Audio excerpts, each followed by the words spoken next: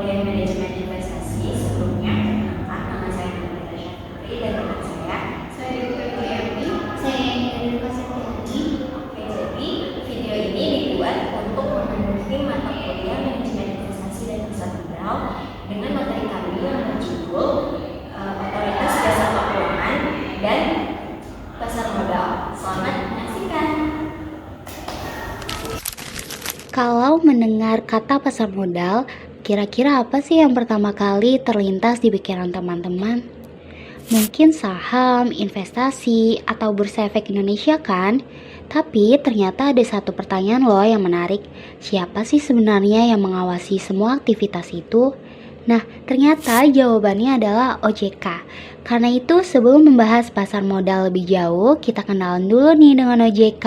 Setelah itu, baru kita lihat bagaimana pasar modal berkembang, bagaimana sistemnya bekerja, sampai bagaimana transaksi dilakukan di bursa.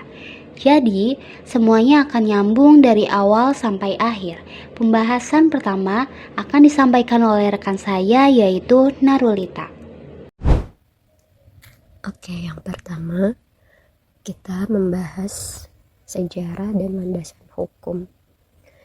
Jadi, OJK adalah suatu lembaga independen milik pemerintah yang bertugas untuk mengatur, mengawasi, dan melindungi seluruh aktivitas di sektor keuangan, seperti bank, pasar modal, asuransi, dan investasi, agar berjalan dengan aman dan sehat. Lalu, mengapa OJK dibentuk? Sebelum 2011, pengawasannya menjadi terpisah, yaitu perbankan diawasi oleh Bank Indonesia, sedangkan pasar modal dan IKNB diawasi oleh Bapepam LK di bawah Kementerian Keuangan. Lalu, industri keuangan semakin kompleks dan membutuhkan lembaga yang terintegrasi. Oleh karena itu, OJK dibentuk. Lalu, ada landasan hukumnya, yaitu yang pertama UU nomor 21 tahun 2011 dan UU P2SK nomor 4 tahun 2023. Selanjutnya, kita akan membahas tentang tugas dan sektor pengawasan OJK. Tugas OJK itu ada 3, yang disebut 3M. Yang pertama, mengatur, yang kedua mengawasi, dan yang ketiga melindungi. Lalu, sektor pengawasan OJK terbagi menjadi 5. Yang pertama, sektor perbankan, yang kedua sektor pasar modal, sektor perasuransian, penjaminan, dan dana pensiun. Yang ketiga, sektor lembaga pembiayaan dan modal ventura. Yang keempat, sektor investasi teknologi, serta yang kelima, sektor keuangan dan aset keuangan digital. Kalau ngomongin pasar modal Indonesia, ternyata perjalanannya panjang banget loh. Sebelum masuk ke sejarahnya, kita pahami dulu apa sih pasar modal itu. Sederhananya begini, pasar modal adalah tempat bertemunya pihak yang membutuhkan dana, yaitu perusahaan, dengan pihak yang memiliki dana, yaitu kita sebut sebagai investor. Disinilah berbagai instrumen seperti saham dan obligasi diperdagangkan.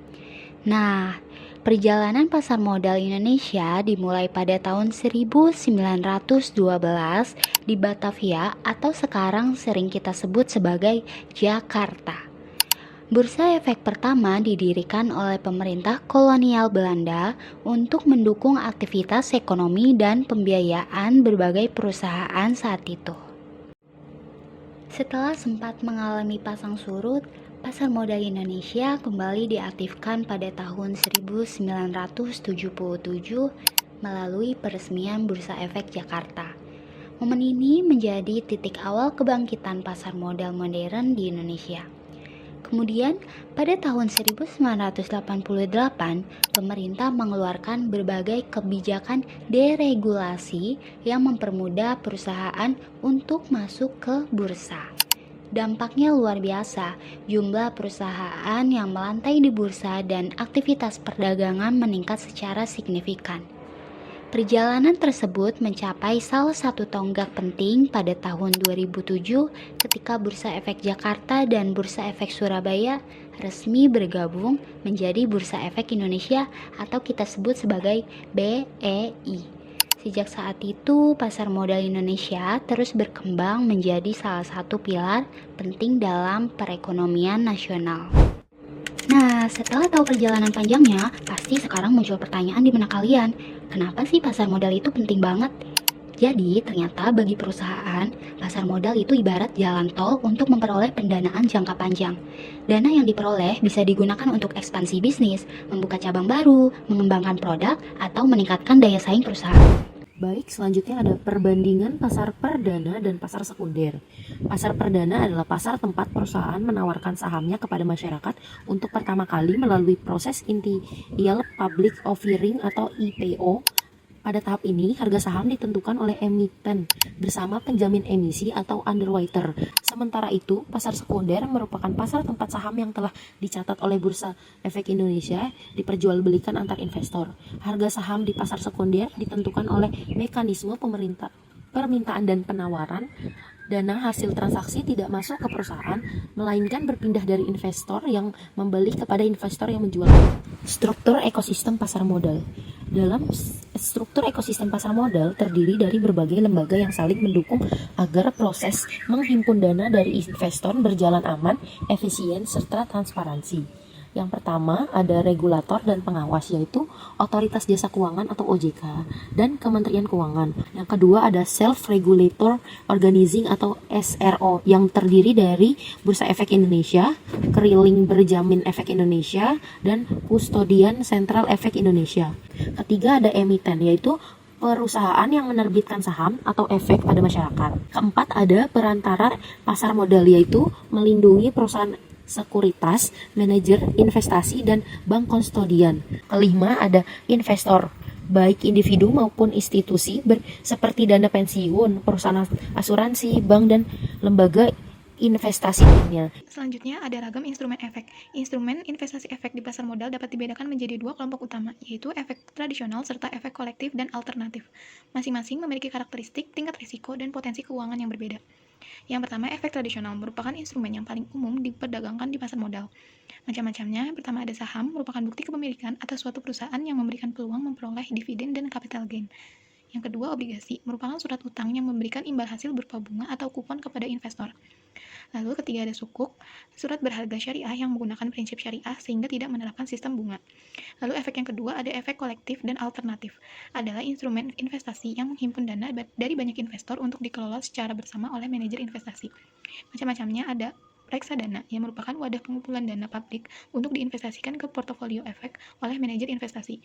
Yang kedua, ada ETF atau Exchange Trade Fund, adalah produk investasi berbentuk reksadana yang diperdagangkan di bursa layaknya saham. Lalu terakhir ada instrumen derivatif, seperti waran, opsi, dan kontrak berjangka, yang merupakan instrumen yang nilainya berasal dari aset dasar tertentu, yang umumnya digunakan untuk. Selanjutnya ada sistem perdagangan bursa JATS. Mekanisme sistem JATS atau Jakarta Automated Trading System. Sistem elektronik ini berfungsi untuk mempertemukan order jual dan order beli secara otomatis. JATS bekerja berdasarkan prinsip prioritas harga dan prioritas waktu. Artinya, order dengan harga terbaik akan diprioritaskan, dan jika terdapat harga yang sama, maka order yang masuk lebih dahulu akan diproses terlebih dahulu. Melalui sistem tersebut, transaksi dapat dilakukan pada beberapa jenis pasar. Yang pertama ada pasar reguler, yaitu pasar yang paling sering digunakan investor untuk melakukan transaksi saham. Yang kedua ada pasar tunai, yaitu pasar yang mengharuskan penyelesaian transaksi dilakukan pada hari yang sama. Yang ketiga ada pasar negosiasi, yaitu pasar yang memungkinkan harga dan jumlah efek diperjualbelikan berdasarkan kesepakatan antara pihak penjual dan pembeli melalui perantara perdagangan efek. Lalu jam kerja perdagangan efek berlangsung pada setiap hari Senin sampai Jumat, yang dibagi menjadi dua sesi, yaitu sesi pertama di jam 9 sampai jam 12 WIB, sedangkan sesi kedua berlangsung jam 13.30 sampai 15.49 waktu Indonesia Barat. Kesimpulan dari materi ini adalah Otoritas Jasa Keuangan atau OJK berperan penting dalam menjaga stabilitas, transparansi, dan kepercayaan masyarakat terhadap sektor jasa keuangan di Indonesia melalui fungsi pengaturan, pengawasan, dan perlindungan konsumen. Pasar modal menjadi sarana yang mempertemukan pihak yang membutuhkan dana dengan pihak yang memiliki dana sehingga mendukung pertumbuhan ekonomi nasional. Melalui berbagai instrumen investasi, struktur ekosistem yang terintegrasi, serta sistem perdagangan modern seperti JATS, pasar modal Indonesia terus berkembang menjadi lebih efisien, transparan, dan mudah diakses oleh masyarakat. Oleh karena itu, pemahaman mengenai OJK dan pasar modal sangat penting untuk meningkatkan literasi keuangan serta mendorong partisipasi investasi yang sehat dan berkelanjutan.